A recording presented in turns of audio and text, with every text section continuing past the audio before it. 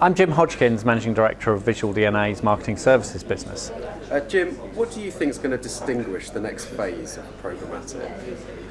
I think we have to treat programmatic as a very young discipline that we're learning all the time, and because we've developed this very complex now ecosystem, it's going to go through a few stages of growth. Right now we're faced with some key opportunities to make programmatic a better environment for the consumer, the person who sees the ad. And we have things like ad blocking that look like they're a dark spot on the horizon. I think we have to get together as an industry.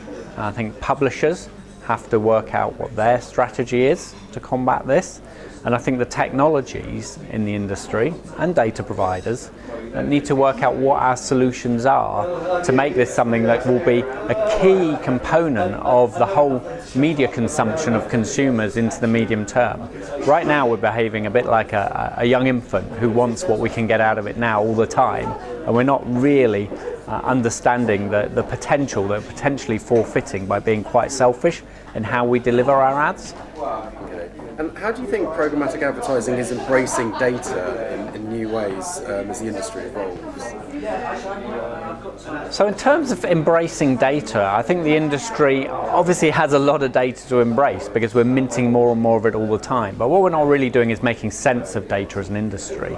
We're not understanding the customer, we're just using it as data points that trigger what our ROI can be for selling products and services, mostly down the bottom of the funnel.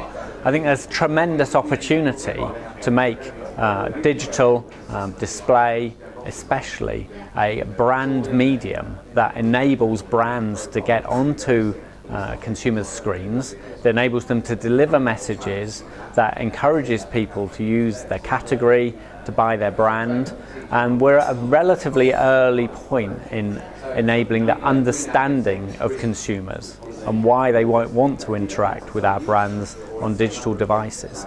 And finally, what do you think the future opportunities and challenges for programmatic creativity look like?